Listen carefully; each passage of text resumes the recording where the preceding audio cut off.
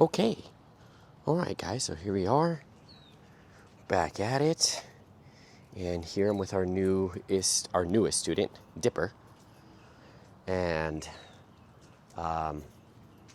really, I mean, we had a little session on the leash yesterday, nothing crazy. I really just wanted to see how he was. I mean, I knew how he was. When he got dropped off, he was on a rope lead and he's just pulling everywhere. He has no skills, no patience, no self-control.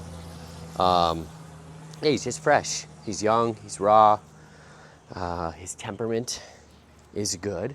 So yes, he's kind of jumpy and he pulls, but seems like, again, his character temperament is good. So right now he's on a rope slip collar with our 6-foot leash here. And I switched over to at least this for now until we can get him set up on his correct tools, because as you can see here, I mean, look, he'll pull me all the way out. So when he was on the rope lead, he was really pulling, and then obviously you have the rope in your hands and it's just much harder to control there. So yes, I mean, really at this point, because he doesn't have any skills and doesn't know how to follow, it's really just a lot of physical managing him, right? And that's really, it really just comes down to physical management when you haven't taught your dog any skills. So most of the time, you know, dogs they're not leash trained. They don't know how to be on a leash. They don't know how to follow. So you have to at least just have some physical control to be able to keep them safe when you take them out. So come on. Let's kind of see here how he's following with this. I already have our prong collar here that we're going to go ahead and put him on. We're going to jump straight to the prong collar just based on, again, how I've already been having to handle him just with moving him around and taking him out. Whoa! Good boy! Good boy! Come on. Good boy. So let's go ahead and fit his collar, okay? So I was, you know, maybe, well, again, I put him on this rope slip lead, but you can see here, I mean, look, there's full tension right now. Like, I'm really pulling, right? And he's just continuing to pull towards the ground, right? So if here we go, look at this, right? So if I were able to apply some tension, well, he's actually applying the tension, but if I were able to, you know, kind of pull back there on the leash and he minds the collar, look at this, right? You see how he's really trying to pull me? So just meaning, like, if I could pull back here or give him a little signal and he would stop pulling, then it might be the correct collar for him. But because he's willing to even hunker down more and pull more, it's not the correct collar, right? Just in terms of his response to pressure, right? So sure, we're not even getting in here with the food just yet, but it's like he's built up so much resiliency to a thin rope lead on his neck, or really kind of anything on his neck. He's built up a resiliency to it, so we're gonna have to obviously go to a different collar, right? That's not going to be a flat collar or a rope lead, right? So no martingale for him either. He would just choke himself. So let's go ahead and fit the collar. Let's see. I do have, oh yeah, so this is perfect because I do have another link here, but this is a perfect fit right here. So we can get our fingers underneath and we can turn the collar, okay? But it needs to sit high on the neck. So just like any of our collars when we're showing the fitting, I mean, even the rope slip lead he has here, when I'm moving him around on it, I want this collar as high on the neck as possible, right? So even here, you would see I would want it right in that little pocket that he has, right? So again, a lot of times our bully breeds, our pit bulls, our staffies, whatever, they have that big head, and so right behind the head, there's that little pocket where the head meets the neck there, and the collar kind of sits perfectly inside of there with these types of dogs. So it's, you know, this would be a great example of where we want that collar to sit, right? So always needs to be high up on the neck to avoid the throat and the trachea at the bottom. So the collar should not be sliding around, right? It should sit snug to the dog's neck. So we don't want it sliding. We don't want it falling down, okay? So again, I can turn and fitted correctly, right? So let's go ahead and, again, we'll always be making sure to maneuver that collar into the correct place, okay? Oh, here's my extra link that I brought just in case we were gonna need. Good boy, good boy. All right, so before, again, I'm not even gonna be engaging the collar here. I just wanna work on, good boy, some of his focus, engagement, paying attention to me. Okay, I don't want it to be contingent on the collar just yet. This is more just kind of showing him, hey, if you pay attention, good boy, I'm gonna pay you, right? If you pay attention, I'm gonna pay you, good boy. Dipper, good boy, good boy. Again, so no engagement of the collar there. I'm gonna go ahead and just lure him. Good boy. So I can lure him with my voice, my verbal, my sounds. Good boy. And then I can reward him with the food, right? So come on. So still no collar engagement yet. Good boy. Good boy. Dipper, good. So we're gonna keep doing this right here, and really what this is gonna do is, Dipper, I'm gonna prime him for the collar. Okay, so no engagement just yet. Dipper, good boy. Okay, so what's happening here is Dipper, Dipper, good boy. As I'm backpedaling here and kind of bringing him towards me, Dipper, Dipper. Okay, so no, not much, not much. He saw a bird there. I thought he might pull out, and there will be the first time that the collar's engaged, but not much. So Dipper, good. As I'm pulling back or pedaling back here, the leash and the collar just ever so get tight and engaged. Come on, come on. So it's, again, we're sort of priming him here. Good boy. For the full collar engagement. Guys, this guy's gonna have no problem with the collar being engaged. Come on. You know, in reality, again, that's what he needs. He's essentially sort of out of control, right? We don't have any control of him. Dipper. So he needs this level of control, which is just gonna calm him down so much more and just kind of give him some relaxation because his brain's kind of everywhere. Dipper. Good boy. And so when we can give him the job and the task of just following us and paying attention, come on, Dipper. He's gonna be a lot more relaxed. Good boy, come on, good one. So, starting to prime him here. Dipper, good. So ever so slightly engagement on the collar there when I backpedal. Good, good boy, good boy. Come on, let's go. Come on, let's go. Good, good, yes, good boy. Okay, come on. Come on. Good boy. Yay. Okay, so let's test this right here. I'm gonna go ahead and engage the collar. Dipper. Yes. Pretty much kind of doing, oh, you dropped it. Doing the same thing I've just been doing, but I'm gonna engage the collar now. Dipper. Good. So it's a quick engagement and disengagement as he comes and starts to pay attention to me, right? So I'm just kind of using it to grab his attention at the same time calling his name. Once he focuses and pays attention on me, it goes away. So it's just brief. So let's see it right here. Okay, let's see it right here. Dipper. So quick engagement, disengage, just like that. Good boy. Dipper. Good. Good. Come on. Dipper. Yes. Good boy. Good boy. Dipper. Good.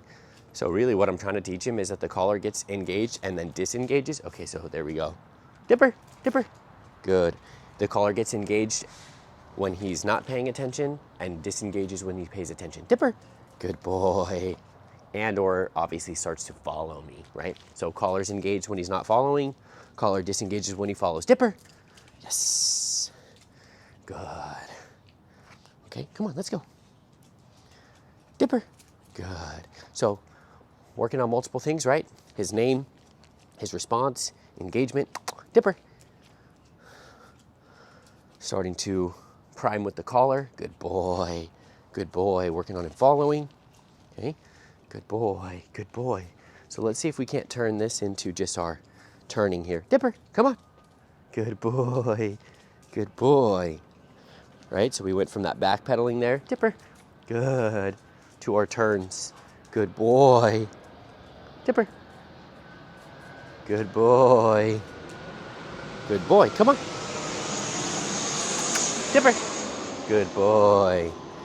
So, you know, there's a couple of variations that you can use here. If Dipper, if he's really not willing to follow me and he's really distracted and his nose is really on the ground and I'm having a hard time, there's where I might switch up, hold the treat in my left hand and actually guide him and lure him around like this.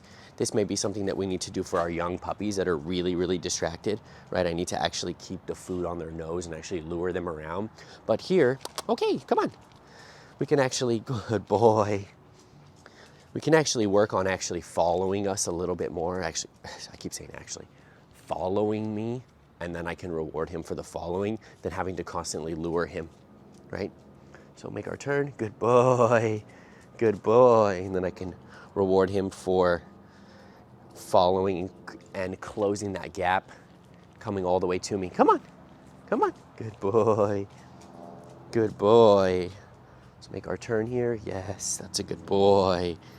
Good boy, okay. Come on, good boy. Sit. Okay.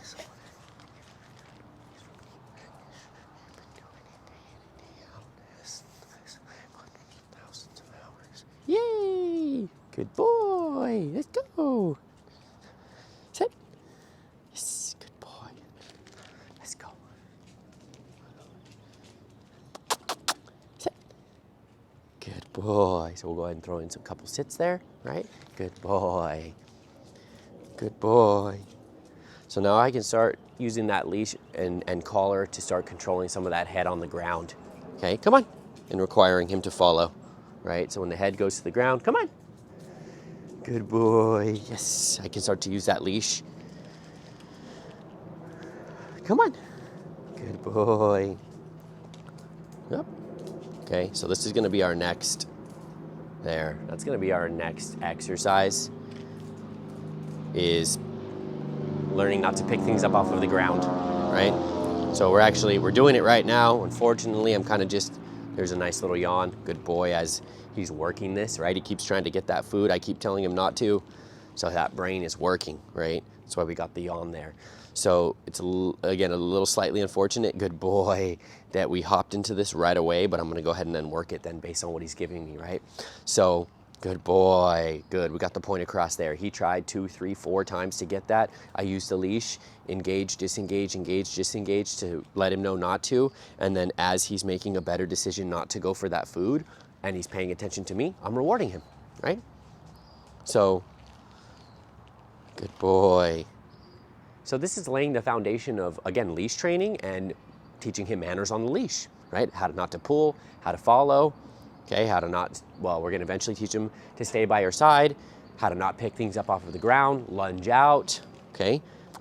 So these are the foundational skills that we need, I think, in order to move on to everything else. It's very easy to teach a dog how to sit, good boy.